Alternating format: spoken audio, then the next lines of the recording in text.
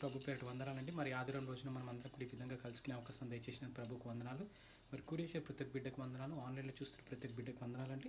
మరి ఆదివారం రోజున మనము మార్కు సువార్త 4వ అధ్యాయము మరి మొదటి చిన్న అదే parable of the sower part చూసుకుందామండి. మరి మనము చూసుకున్నట్లయితే 20 వచనాలు, మొదటి 20 వచనాలు ఈరోజు ధ్యానించుకుందాము. ముందుగా చిన్న ప్రార్థన చేసుకుని పాట పాడుకుని మనము వాక్య దినం మొదలు పెట్టుకుందాం. పరలోకమంతనే ఘనమైన మన లెక్కలేని వందనాస్తుతులు స్తోత్రాలైన ప్రభా నాయన ఆదివారం రోజున ఈ విధంగా కలుసుకునే అవకాశం దయచేసి మీకే వందనాలు తండ్రి. ప్రభా యేసయ్య మీకే వందనాలు స్తుతులు స్తోత్రాలు నాయన. లాస్ట్ వీక్ అంతట్లో తోడునందుకు వందనాలు తండ్రి. మరి ఈరోజు మార్క్స్ వార్త 4వ అధ్యాయం 1 నుంచి 20 వచనాలు ధ్యానిస్తుండగా మాతో మీరు మాట్లాడండి, మమ్మల్ని బలపరచండి, స్థిరపరచండి. మాలో మీకు విరుద్ధమైన ఏమైనా ఉంటే తీసేసి నాయన మరి బాగు చేయమని, మంచిగా సరిచేయమని కోరుకుంటూ నాయన మీకే మహిమకంతా చెల్లించుకుంటూ ఆది నుంచి అంతవరకు నాయన మీకే మహిమకంతా చెల్లించుకుంటూ నాయన తండ్రి ప్రభా నాయన నాతో మీరు వాడండి, నాతో మీరు మాట్లాడండి నాయన తండ్రి ప్రభా. నా ద్వారా ప్రతి ఒక్క బిడ్డ వింటున్న ప్రతి ఒక్క బిడ్డకి నేను విశ్వాసం దయచేసి ఆయన బలపరిచి స్థిరపరిచే కృపించో కోరుకుంటూ మీకే మహిమకంతా చెల్లించుకుంటూ చిన్న ప్రార్థన సరే శ్రమ నడిపెట్టుకున్నాం తండ్రి. ఆమేన్.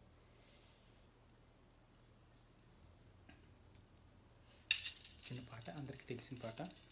మహిమ ఘనతకు అర్హుడవు నీవే నా దైవము, మహిమ ఘనతకు అర్హుడవు నీవే నా దైవము. సృష్టికర్త ముక్తిదాత, సృష్టికర్త ముక్తిదాత మస్తుతులకు పాత్రుడా.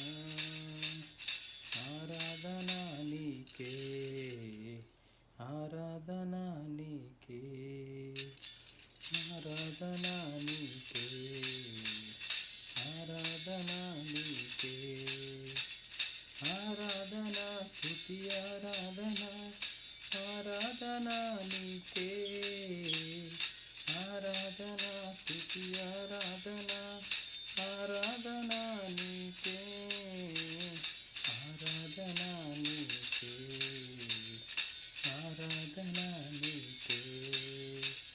మన్నాను కురిపించినావు, కొండ నుండి నీ తెచ్చినావు, మన్నాను కురిపించినావు, కొండ నుండి నీ తెచ్చినావు. యెహోవా ఈరే చూసుకొనును, యెహోవా ఈరే చూసుకొనును, సర్వము సమకూర్చును. ఆరాధనా నీకే, ఆరాధనా నీకే, ఆరాధనా నీకే,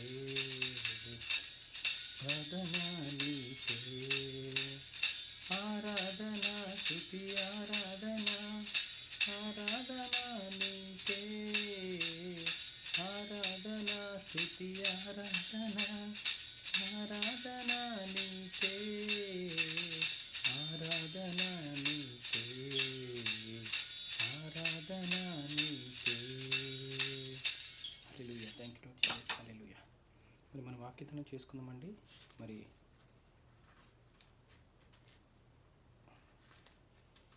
మార్క్ 4:1 నుంచి 20 వచనాలు. The parable of the sour, the parable of the sour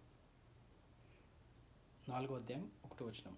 ఆయన సముద్ర తీరమున మరలా బోధింపనారంభింపగా బహుజన సమూహం బహుజనులు ఆయన యుద్ధకు కూడి వచ్చి యున్నందున ఆయన సముద్రంలో ఒక దోణి ఎక్కి కూర్చుండెను. జనులందరూ సముద్ర తీరమున నేల మీద నుండిరి. ఆయన ఉపమాన రీతిగా చాలా సంగతులు వారికి బోధించుచు తన బోధలో వారితో ఇట్లనెను. వినుడి, ఇదిగో విత్తువాడు విత్తుటకు బయలు వెళ్ళెను. వాడు విత్తుచుండగా కొన్ని విత్తనములు త్రోవ ప్రక్కన పడెను. పక్షులు వచ్చి వాటిని మృంగివేసెను. కొన్ని చాలా మన్ను లేని రాతి నేలను పడెను. అక్కడ మన్ను లోతుగా ఉండనందున అవి వెంటనే మొలిచెను గాని సూర్యుడు ఉదయింపగానే అవి మాడి వేరులేనందున ఎండిపోయెను. కొన్ని ముండ్ల పొదలలో పడెను. ముండ్ల పొదలు ఎదిగి వాటిని అణచివేసెను గనుక అవి ఫలింపలేదు. కొన్ని మంచి నేలను పడెను. అవి మొలచి పెరిగి పైరై 30 60 100 ఫలించెను. వినుటకు చెవుగలవారు వినుగాక అని చెప్పెను. ఆయన ఒంటరిగా ఉన్నప్పుడు 12 మంది శిష్యులతో కూడా ఆయన చుట్టూ ఉండిన వారు ఆ ఉపమానము గూర్చి ఆయనను అడిగిరి. అందుకు ఆయన, దేవుని రాజ్య మర్మము తెలుసుకొనుట మీకు అనుగ్రహింపబడి ఉన్నది, కానీ వెలుపల నుండి వారు ఒకవేళ దేవుని వైపు తిరిగి పాపక్షమాపణ పొందుదురని వారు చూచుటకైతే చూచియు కనుగొనకయు, వినుటకైతే వినియు గ్రహింపకయు నుండుటకును అన్నియు ఉపమాన రీతిగా వారికి బోధింపబడుచున్నవని వారితో చెప్పెను. మరియు ఈ ఉపమానము మీకు తెలియలేదా? అలాగైతే ఉపమానములన్నీయు మీకెలాగూ తెలియనెను. విత్తువాడు వాక్యము విత్తుచున్నాడు. త్రోప్రక్కనుండు ఎవరనగా వాక్యము వారిలో విత్తబడును గాని వారు వినిన వెంటనే సాతాను వచ్చి వారిలో విత్తబడిన వాక్యము ఎత్తుకొని పోవును. అటువలే రాతి నేలను విత్తబడిన వారెవరనగా వాక్యము విని సంతోషంగా అంగీకరించువారు, అయితే వారిలో వేరు లేనందున కొంతకాలము వారు నిలుతురు గాని వాక్యము నిమిత్తము శ్రమ అయినను హింస అయినను కలుగగానే వారు అభ్యంతరపడుదురు. ఇతరులు ముండ్ల పొదలలో విత్తబడిన వారు. వీరు వాక్యం విందురు గాని ఐహిక విచారములను, ధనమోసమును, మరి ఇతరమైన అపేక్షములు లోపల చొచ్చి వాక్యమును అణచివేయుట వలన అది నిష్ఫలమగును. మంచి నేలను విత్తబడిన వారెవరనగా వాక్యం విని దానిని అంగీకరించి 30 60 100 ఫలించు వారని చెప్పాను. ఆమెన్. ఈ వాక్యం దేవుడు దీవించును గాక. మరి చూసుకున్నట్లయితే మార్కు 4:1-20 ప్రభు మరి ఏం సెలవిస్తున్నారంటే, మరి ఉపమాన రీతిగా ఒక ఉపమానం చెప్పారు. అంటే సముద్ర తీరంన మరి జన సమూహం చాలామంది కూడి ఉండగా ఆయన దోణి ఎక్కి మరి మరలా బోధింప సాగనించిన ఉపమాన రీతిగా చెప్పారు. ఆయనకి ఏం ఉపమాన రీతిగా బోధలో వారిని ఇట్లా అని అంటే ఏంటంటే, వినుడు ఇదిగో విత్తువాడు విత్తుటకు బయలు వెళ్ళాను. అంటే ఒక విత్తనం విత్తువాడు బయలు వెళ్తారు విత్తనాలు తీసుకుని. ఆయన విత్తనాలు చల్లుతుండగా అవి రాతి నేల పడతాయి ఫస్ట్, తర్వాత ముళ్ళ పొదల్లో పడతాయి. అందుకు వెంటనే సూర్యుడు ఉదయం ముళ్ళ పొదలు పడితే దాని తర్వాత కొన్ని ముళ్ళ పొదల్లో పడెను. అదేవిధంగా దారి పక్కన పడతాయి. అదేవిధంగా ఫస్ట్ చూసుకున్నట్లయితే కొన్ని చాలా మన్ను లేని రాతి నేలను పడతాయి. అదేవిధంగా కొన్ని విత్తనములు కొన్ని త్రోవ పక్కన పడతాయి, కొన్ని రాతి నేలను పడతాయి, కొన్ని ఏమో ముళ్ళ పొదల్లో పడతాయి. ముళ్ళ పొదలు ఎదిగి వాటిని అణిచివేయను కనుక కొన్ని మంచి నేలను పడతాయి. సో ఫస్ట్ త్రోవ ప్రక్కన పడతాయి, త్రోవ ప్రక్కన తర్వాత రాతి నేలను, త్రోవ ప్రక్కన పడితే రాతి నేలను పడితే ముళ్ళ పొదల్లో పడితే అదేవిధంగా మంచి నేలను పడతాయి. సో ఇలా చెప్పిన తర్వాత శిష్యులందరూ కూడా ప్రభు దగ్గరికి వచ్చి మళ్ళీ, ప్రభు మరి ఈ ఉపమానము మాకు ఒకసారి ఎక్స్ప్లెయిన్ చేయరా, మరి మాకు అర్థం కావట్లేదు, మీరు ఇలా చెప్పారు, మరి త్రోవ ప్రక్కన పడిన విత్తనాలు అదేవిధంగా రాతి నేలను పడ్డాయి, తర్వాత ముళ్ళ పొదల్లో పడ్డాయి, తర్వాత మళ్ళీ చూసుకున్నట్లయితే మరి మంచి నీళ్ళని పడ్డాయి అని చెప్పారు. ఏంటి అంటే ప్రభు మరి ఒక్కొక్క మరి పాయింట్ క్లుప్తంగా మరి ఆయన బోధింపసాగారు. ఏమని చెప్పారంటే, త్రోవ ప్రక్కన పడిన విత్తనాలు ఏంటంటే వాక్యం వింటారు కానీ తర్వాత అవి మళ్ళీ వదిలేస్తారు, అంటే దాన్ని గ్రహించుకుని ముందుకెళ్ళరు. రాతి నేలను పడిన విత్తనాలు ఏంటంటే వాక్యాన్ని వింటారు, కొన్ని రోజులు అలా ఉంటాయి, తర్వాత మళ్ళీ మర్చిపోతారు. అదేవిధంగా ముళ్ళ పొదలు పడిన విత్తనాలు ఏంటంటే వాక్యం వింటారు, విన్న తర్వాత కొన్ని శ్రమలు వస్తాయి. శ్రమలు, బాధలు, ఐహిక విచారం ఇవన్నీ వచ్చినప్పుడు వాక్యాన్ని విందురు కానీ ఐహిక విచారము, ధనమోహము మరియు ఇతరమైన అపేక్షల లోపల చొచ్చి వాక్యమును అణిచివేయటం వలన అది నిష్ఫలమగును.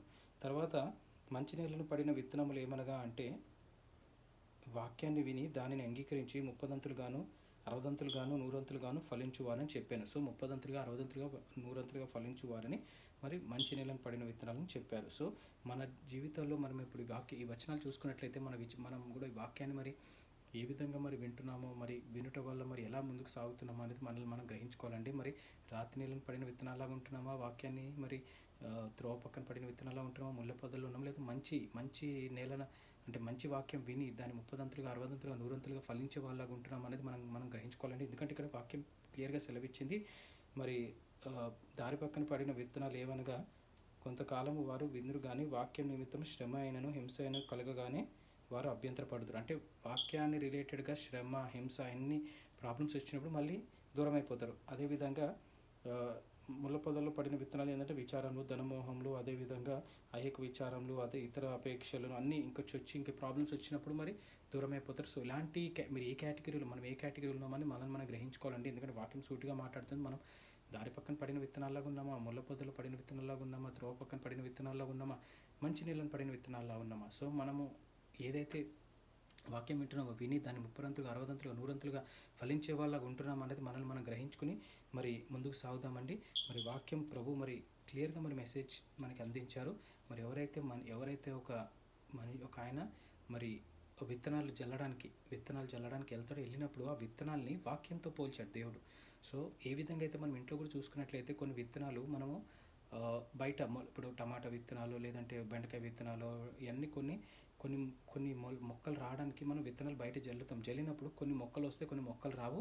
సో దాన్ని ఒక ఉపమాన రీతిగా మన ప్రభు మనకు చెప్పారు. ఎప్పుడైతే మనకి ఆ మొక్క మొలిచి దానికి ఫలాలు వచ్చి మరి టమాటాలు కానీ ఇంకేమైనా వెజిటేబుల్స్ కానీ ఏదైనా ఫ్రూట్స్ కానీ మనం వేసినప్పుడు ఫలాలు వచ్చినప్పుడు ఎంతో సంతోషిస్తాం. అబ్బా ఎంత మంచి ఫలాలు వచ్చినాయో, ఎంత బాగా చెట్టు మరి ఎదిగిందో అన్నట్టు. అదేవిధంగా మన జీవితాలు, మన కుటుంబాలు, మన జీవితాలకు కూడా ఇది అన్వయించుకోవాలంటే మనం కూడా అదేవిధంగా ఫలభరితమైన జీవితాన్ని మరి ముందుకు సాగుతున్నామా లేదా అనేది మనల్ని మనం గ్రహించుకోవాలి. అప్పుడే మనము ఫలపూరితమైన జీవితాలు ఉంటే మనకు కూడా ఏ విధంగా అయితే ఫ్రూట్స్ అండ్ వెజిటేబుల్స్ మనం విత్తనాలు వేసినప్పుడు అవి ఫలించి ముందుకెళ్తే, అదేవిధంగా మన జీవితంలో ఈ వాక్యమైన విత్తనాన్ని మనం అనుభవించుకొని మనలో మనం ఈ విత్తనాన్ని మనం అనుకూలంగా మనము వాక్యానికి అనుకూలంగా మనం ముందుకు నడిచి మనం ఏ విధంగా అయితే ఫలభూరితంగా ఉంటామో మన జీవితంలో మనకి దేవుడికి మహిమ కలుగుతుంది. అదేవిధంగా మన కుటుంబాల్లో కూడా సంతోషం కలుగుతుంది అని చెప్పి మరి దేవుడి వాక్యం సెలవిస్తుంది. మరి వాక్యము మరి మనం ధ్యానించుకుని ముందుకెళ్దామంటే వాక్యం దేవుడు దీవించిన కాక ప్రార్థన చేసుకుని ముగించుదాం. పరలోకం మొత్తానికి ఘనమైన లెక్కలేని వందనాస్తుతులు స్తోత్రాలైన ప్రభనైన మార్క్స్ వార్త 4:1-20 వచనాలు చదివాం. ఈ వచనాల నుంచి నాయన తండ్రి ప్రభు మేము ఏమేమి నేర్చుకోవాలో మీరు మాకు సహాయం చేసి మీకే వందనాలు తండ్రి ప్రభు. నాయన ఈ విధంగా అయితే నాయన తండ్రి ప్రభు విత్తనాలు జల్లుట అనే ఉపమానం నాయన తండ్రి ప్రభు విత్తనాల గురించి మీరు ఎంతో స్పష్టంగా మాట్లాడారు తండ్రి. నాయన మీకు వందనాలు తండ్రి ప్రభు. నాయన మరి ఈ వచనాలన్నీ కూడా మేము ధ్యానించుకుని నాయన తండ్రి ప్రభు విన్న ప్రతి ఒక్క బిడ్డ జీవితాలు అనుభవించుకునే వాక్యానికి అనుకూలంగా ముందుకెళ్ళి కోరుకునే తండ్రి. అవును తండ్రి, ఐహిక విచారాలు, ధనమోహములు, ఇబ్బందులు, శ్రమలు అన్నీ కూడా కలిగినప్పుడు నాయన మేము దూరం వెళ్తున్నాం తండ్రి. మీకు క్షమించండి నాయన తండ్రి ప్రభా. నాయన మీ గాయపడిన హస్తాన్ని ప్రతి ఒక్క బిడ్డ బంధించడం మీకు వందనాలు తండ్రి.